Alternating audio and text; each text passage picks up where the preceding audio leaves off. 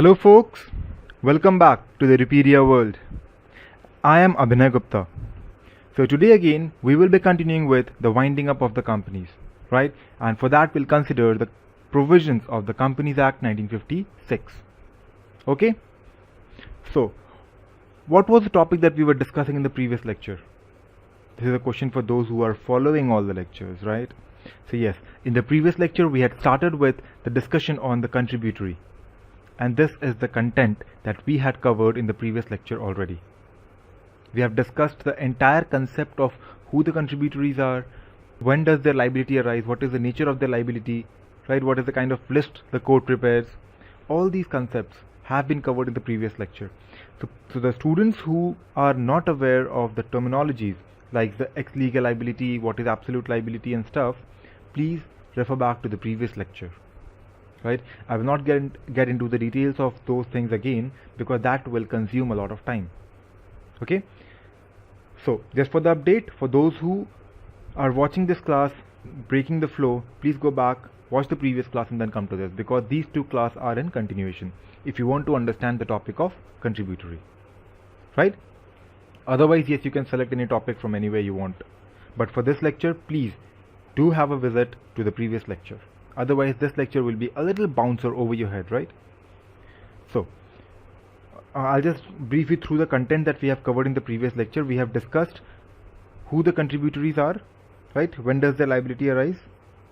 And then that the court prepares two lists, list A and list B, right? List A is the content where the court prepares a list of all the present members, and list B is the list of the past members, right? We have discussed already what is the condition when the past members they come in to the scene, right? And then we have discussed the nature of the contributory's liability. I'll just give you one-liner description about that. When we say it is an absolute liability, that means it is a liability which is always attached to them, right? But they are actually liable to pay when it is called upon by law, and when it is called upon by law it becomes an absolute liability for them. They have to make the payment, right? Then fresh cause of action to the liquidator. Over here we have seen that whatever happened with the company, whatever case, whatever suit, whatever proceeding, whatever was the discussion, we don't care. Once the liquidator comes into play, he has a fresh authority to make the calls, no matter if that call is disputed, right? Then we talk about the ex lege liability. That means the liability is created by law. It is not an ex contractu liability. That means a liability created by a contract. No.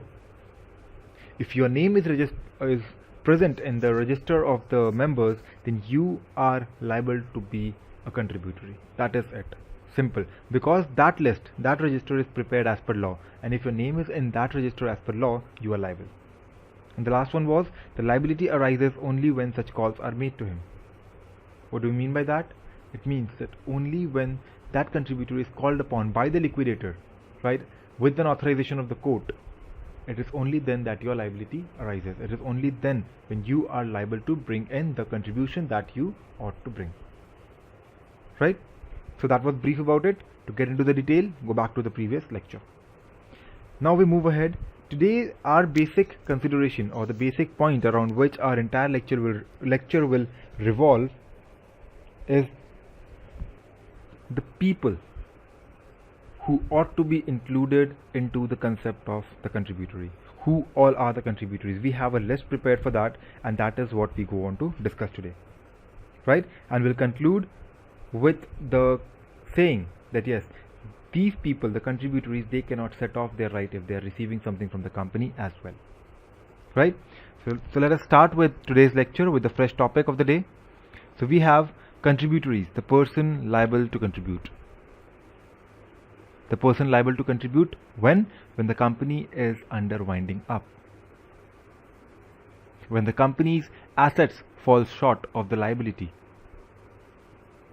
when even if the assets they are at par with the liability, the expenses of liquidation or winding up is not met, or they are also supposed to bring in the money to set off the contribution made by the other contributories if it is uneven, right, to balance out the contribution made by all the contributories.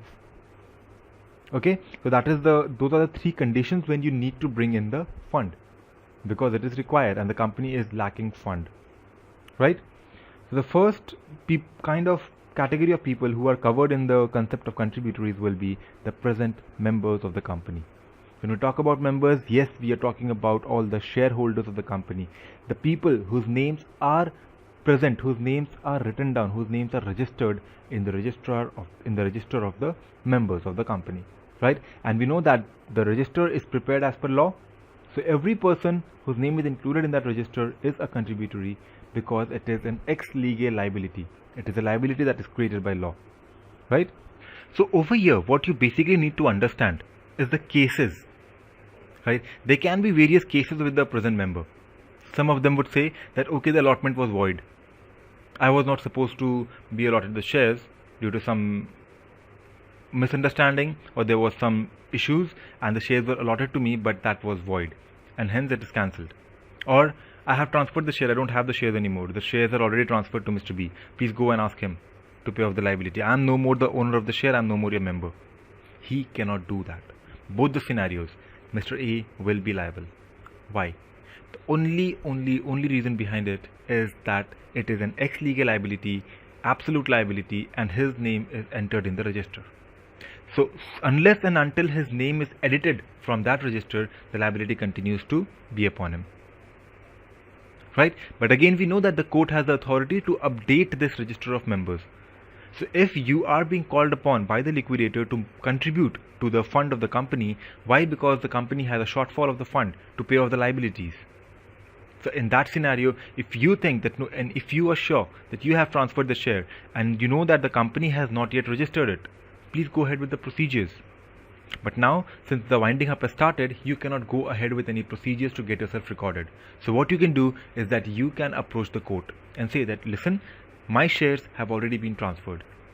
There is an error in the register of member which shows my name, who has not yet registered Mr. B. So please go ahead, register Mr. B and call him to bear the liability.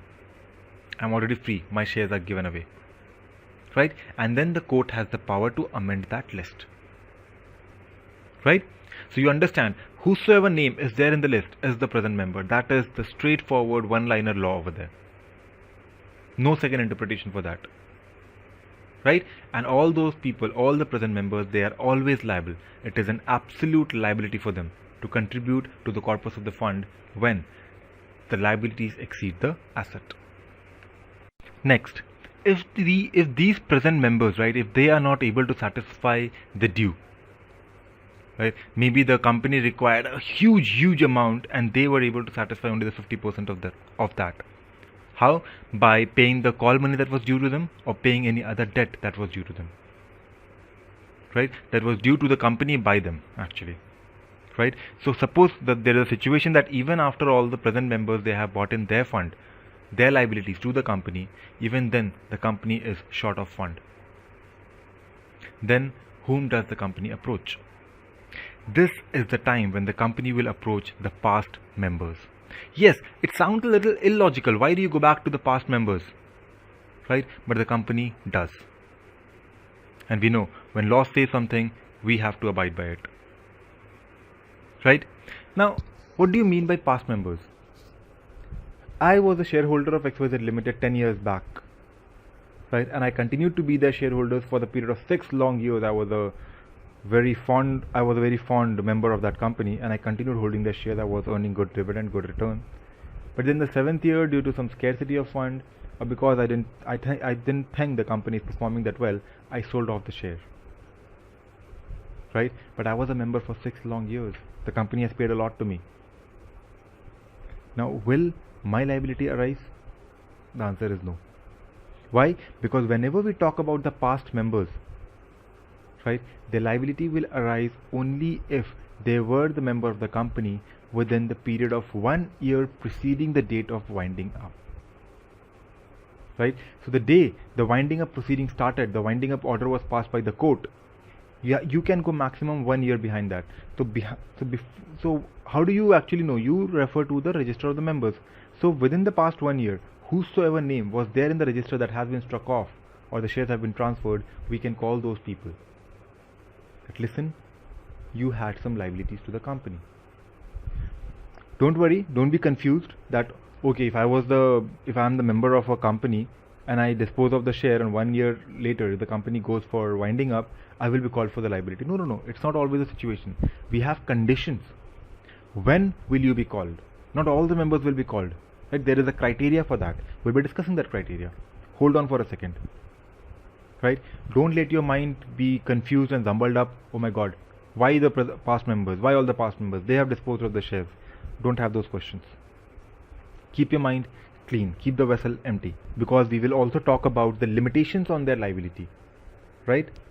So first of all, what you need to understand is what is the meaning of the past members in this context over here.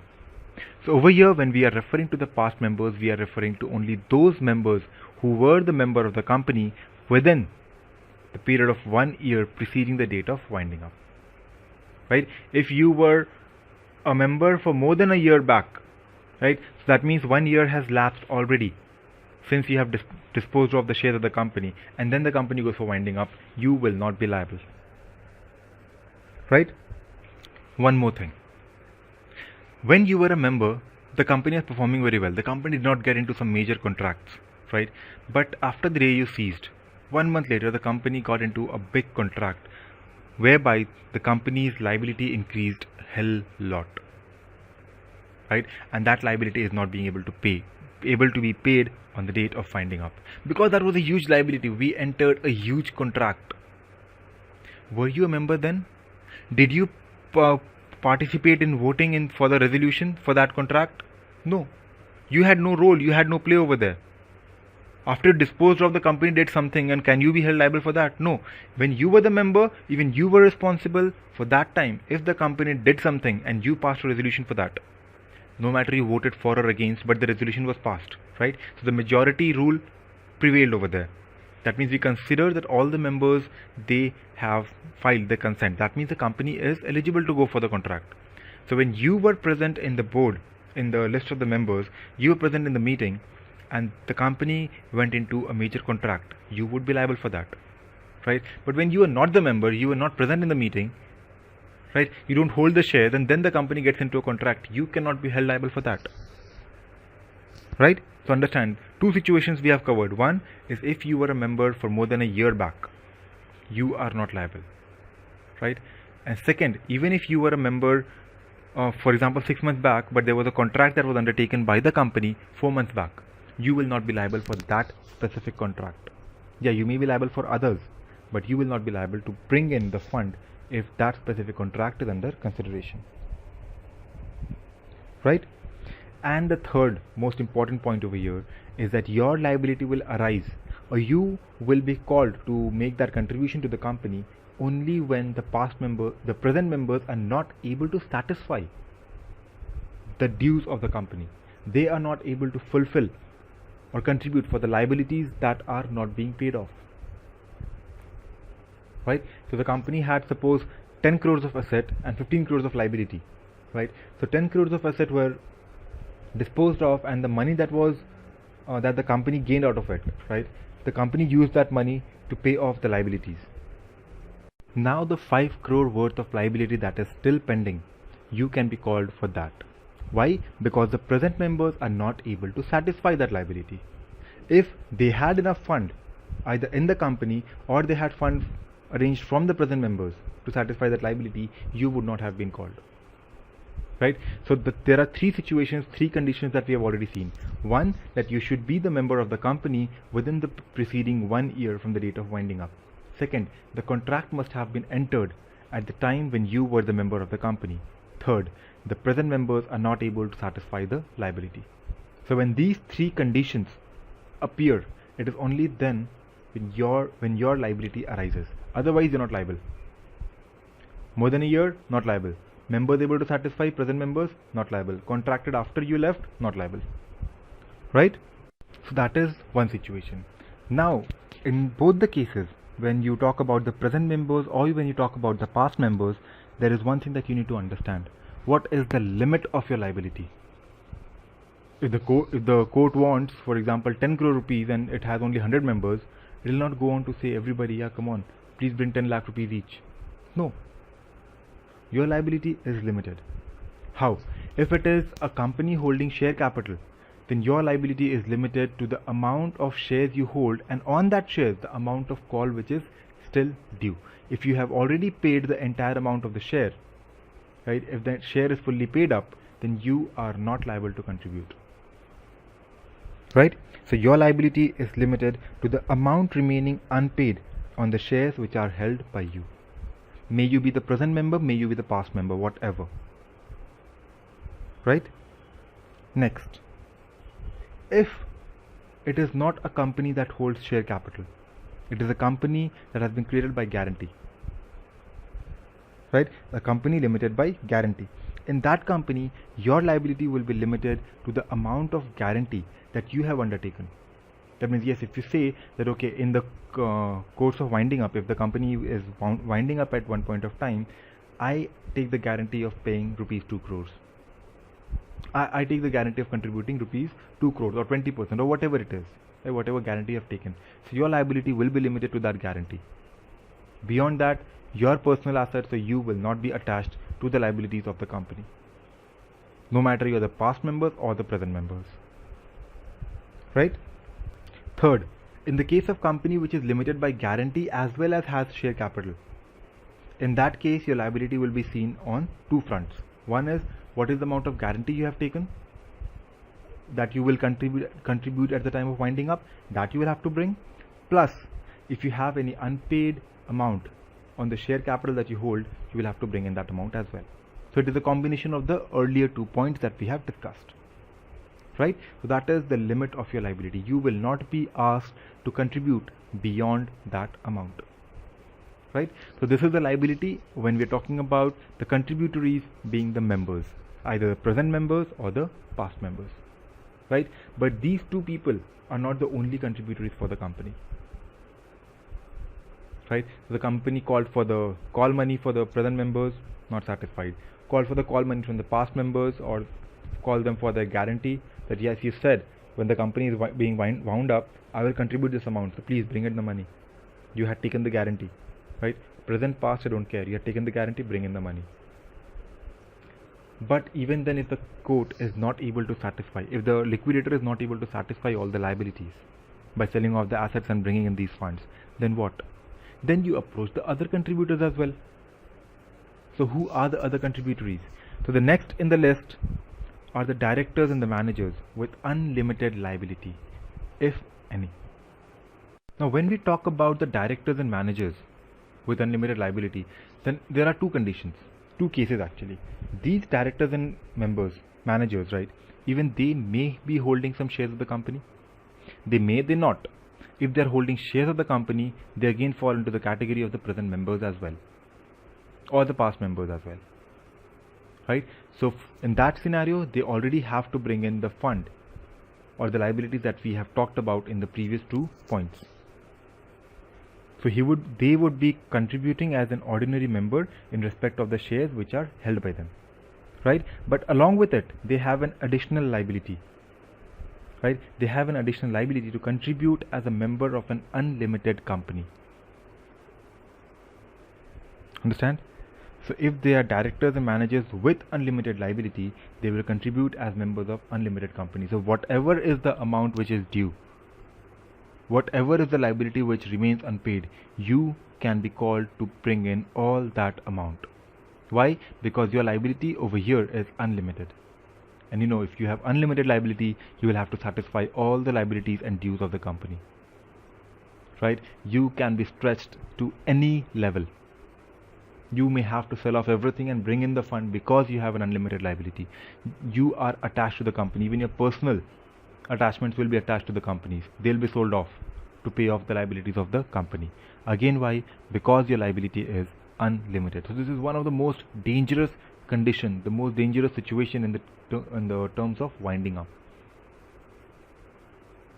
right? It is safe when it is a voluntary winding up because the directors, they know that yes, the company is solvent, right? Because they prepare the declaration of solvency. So in that scenario, they are safe. But if it is a compulsory winding up, or it turns out to be a creditor's voluntary winding up, or winding up by the supervision of the court, those situations become risky for these category of people, right? But again, the liabilities of these directors and managers will not be attracted if the old 3 conditions are satisfied in this case as well. which means if they have ceased to hold office for the past 1 year, for more than 1 year actually, from the commencement of winding up. That means if the winding up started in January 2016, and you left the office somewhere in the year 2014, right? Because if you go 1 year backward, it is 1st January 2015. So any time before 1st January 2015, if you have ceased to hold that office, ceased to hold that liability, you will not be called upon, right? Otherwise, yes, you will be called upon. You will have to pay into the liability, right? Second, now for example, you ceased to hold office somewhere in between 2015, maybe August or July or something, and then there was a contract entered by the company in the month of September or October. You will not be liable for that contract. Why? Because that contract was undertaken by other people when you were not involved. You had no right, you had no say, you had no vote in that contract. So you will not be held liable for those contracts that the company entered after you left. Right? It is similar to the conditions that we have seen in the present and the past members. But the third condition is different. In the third condition, you say that if the court deems it necessary that yes, additional contribution is required from these people, then the additional contribution will be required. Right? So now I hope you are clear with the concept of the present members bringing in the fund, the past members bringing in the fund, and the directors bringing in the fund. But the directors only with unlimited liabilities. Right? Now, even if now when the directors of unlimited companies are bringing in the fund, you'll satisfy everything because you bring in all the fund. But otherwise also, who are the other contributories? Or in the case if you have no unlimited liability of the directors, who are the other contributories?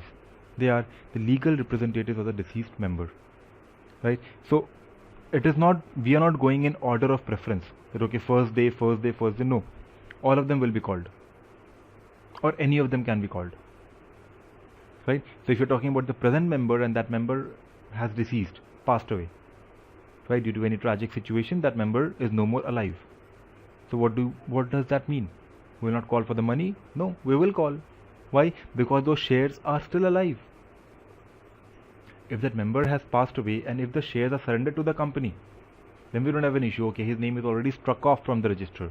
But if the shares are still with him or has been passed on to the legal representatives, then that legal representative has the liability to contribute. Right? So if Mr. X did hold 1000 shares of a company, right, and in a road accident, in a mishap, he just passed away, and all those shares, right, they vested upon his legal representative, that was his son, right? Now if the company is winding up, his son would be liable to bring in the call money due for those 1000 shares, which means we always mean to say over here is that the legal representative of any deceased member, right, whosoever is the legal representative, he shall be liable for the debts of that deceased. If they had any debt to the company, the legal representative will be liable. Why? Because that legal representative is getting all the benefits. He will be getting all the shares, he will be getting all the properties, all the assets of the deceased, so he should also get all the liabilities of the deceased. So if that deceased was liable to pay to the company in the course of winding up for any call money or any other thing due, then the legal representative will be responsible to make that payment till the limit of what has evolved upon him, right? That means his liability is limited to the estate inherited by him, right? In a nutshell, if you try to conclude this, then you say that when the legal representative, when the member or any contributory dies, right, when he has been deceased, then any of his legal representatives, right, every contributory, they have to assign a legal representative. So that legal representative that they have, he will take the position of this contributory. So now instead of that member or any other people, that contributory, that legal representative will be considered to be contributory. It's a one-liner statement, right? If the contributory dies, the legal representative will be deemed to be the contributory. So all the liabilities that did attach to that contributory will also be attached to the legal representatives of that contributory. Right? It's a one-liner concept that you understand. Next, you have the official assignees of the insolvent members. Okay. Now, do you know who the official assignees are? In the case of companies, right? When we're talking about the companies, we have the liquidator. What does the liquidator do? The liquidator comes into play, comes into action, takes charge of the office, disposes of the assets of the company, and pays off the liability. Similarly, if there is any individual, any member who goes insolvent, the official assignee does the same task. He disposes of all the assets of that insolvent person and pays off all the dues, all the creditors of that insolvent person, till the extent he can. Right? So the official assignee, if you understand, does the same thing with the member that the liquidator does with the company. Right? So now if any member has been declared insolvent by any competent court, then once you are insolvent, nobody will come up to you to ask for your dues, because once you are declared insolvent, all your debts, all your dues comes to an end. Now next, if 5 years hence that insolvency is called back from you, right? If the court declares, okay, you're no more an insolvent, you're a solvent person now, even then that liability does not come upon you. Once you're insolvent, all your debts, all your liabilities, they come to an end. You are declared insolvent. No more debt, no more recovery on your end. Nobody will come to recover any of their dues from you. Right? But yes, in that case, there is an official assignee assigned. Right? So if you declare yourself insolvent, if the court declares you insolvent, then any asset that you have, any asset, right, the assignee will have the right to sell off those assets. And again in the matter of priority, the list, it is similar to the winding up procedure. The assignee will pay off to the creditors. And at the end, when you have zero assets with you, you have liabilities remaining, those liabilities stands cancelled. Your identity comes to an end as a person. Right? If your name was Mr. XYZ and on your name you had taken debts, you had taken liabilities, you had taken loan, you had dues to the creditors and stuff, all that will come to an end. Mr. XYZ cease to exist in their books now if you are declared insolvent. Right? So even now, this company who is into winding up will stand in the list of that assignee in the priority of payment. So that assignee, when the company's dues are called upon, the assignee will see, okay, you are in this list on this number. When your number comes, I'll pay you the debt. I'll pay you the dues. It is not that you will be given a preference. No. Forget about all the creditors. Okay, this company had a due. The liquidator is calling. Liquidator is like my brother.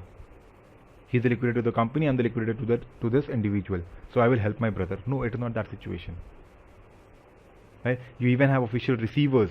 Right? We have seen while we're discussing about the concept of the court, who is the competent court, then the district court, they assign official receivers as well.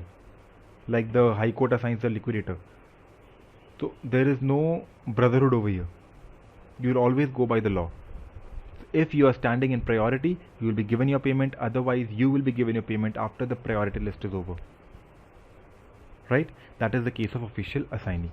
So if a person is insolvent, doesn't mean that that the liability of that person towards this company comes to an end. No, the assignee is still there. But yes, if the assets, they are used, all the assets have been disposed and all the liabilities have been paid, and still you are not paid, then you will not be paid, because there is nothing that you can claim on. Right? Next, the liquidator of the member body corporate. Again, that was the case of an insolvent member. Now if your member was a body corporate, then instead of that assignee, you have the liquidator. Right? Brother, both of them. So same situation applies with the liquidator of the member body corporate. So if any member body corporate is your contributory, then that body corporate will no more be your contributory if winding up has been ordered for that body corporate as well. Right? Because you know, the directors, members, they cease to hold their office, their power. All the powers lie in the hands of the liquidator. So now that liquidator will be your contributory and will give you in the order of preference. Right? No brotherhood. Okay, you are the high court of that state. I'm from the high court of the state. Brother. So you are in my priority list. I will pay you off all your debts. No. Nothing of that sort will happen. If you are being wound up and your member is a body corporate and even that member is being wound up, then as you are preparing the list of the creditors and the list of your payments, right, the preferential payment, overriding preferential payment and stuff, the government and stuff, you are listing them in the order of priority. Similarly, that body corporate who was your member, liquidator of that body corporate, will also prepare that list of priority. So you will be paid when your due arises, right? Now, these were general things, right? That, yeah, when does the liability of the present member arise, past member, directors, managers, legal representatives, official assignee or official liquidator. Now there is one more situation. These are done, okay, they are already present. It was already known that, yeah, these people will be contributing. It is as per law, as per the guidance and everything. But now we have one last category as per section 542, which is a little different thing. Now, for example, when the company is going for winding up, right, then you come to know that the company had undertaken some fraudulent activities, which means it appears to the court that the business that the company was conducting, right, that business had been carried with an intent to defraud the creditors, to defraud the lenders of the finance, right, that you have carried on the functions of the company with the fraudulent intent, right? So if you are guilty of that fraud, if the court considers that no, this was a fraudulent purpose, this activity was done in order to defraud the creditors or the providers of finance, right? So in that situation, all the people who were party to that fraud, who knowingly committed those frauds, they will also be attached to be the contributories of the company, right? So if there is any director or any officer who is knowingly a party to that fraud, right, they shall be personally liable, right? And over here their liability will have no limitation, right? So if the activities of the company, all the activities they were being conducted in order to defraud all the people, then, and if the court realizes it, then that director, officer who were involved, they will be personally liable to make good all the loss that were caused to the creditors or the providers of finance or anybody, any people, any liability. If that liability was created with that intent of fraud or because of those activities of fraud that you have undertaken, then you will be personally liable to make good all that loss without any limitation. All the losses, all those creditors, all those providers of finance, everybody, they will be paid off in full and you will be liable to pay them, right? Why? Because you have defrauded them.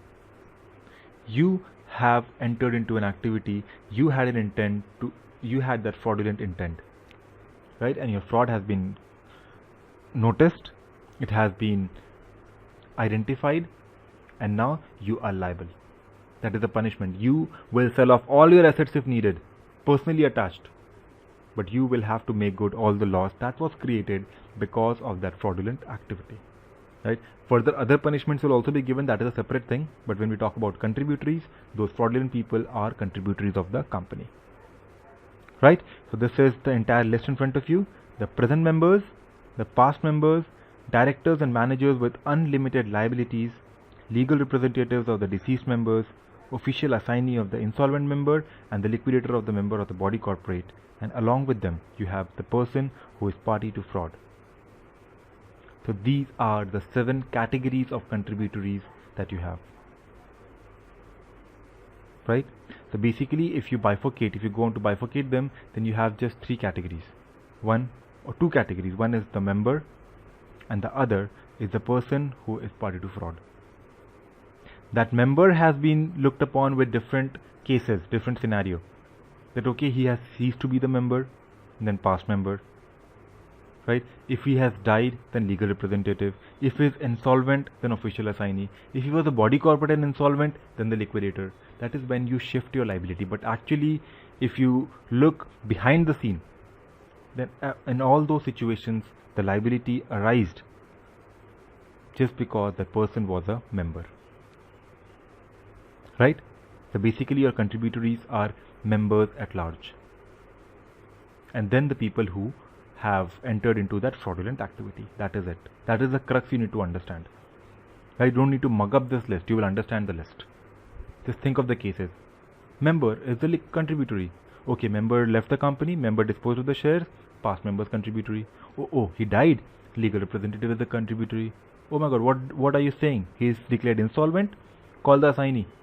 I'm in the list. Oh, that was a body corporate, so we don't have an assignee. No problem. They must have been a liquidator. Call the liquidator. Right? Oh, there's fraud. Call all the directors, managers, and everybody who is involved. Oh, the directors, managers have unlimited liability. Call them. You want them to bring in all the fund. It's a good news. All the liabilities will be paid off. Right? That is how you remember things. Right? So now I think if you get a question on the list of contributories or on the concept of contributories, the nature of liability, these answers will be answered very well. I don't think you should be having problem dealing with certain questions, such questions. And these lists or these concepts about contributories can be used in other answers as well. When you are being asked questions about the winding up, any procedures of winding up, and over there you have to refer to the contributories, and in the case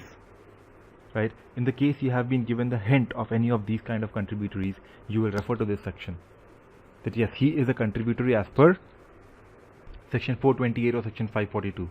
542 in the case of the fraudulent activities, right? Just remember that. So with that, we come to the end of the concept of contributories and to the end of this lecture.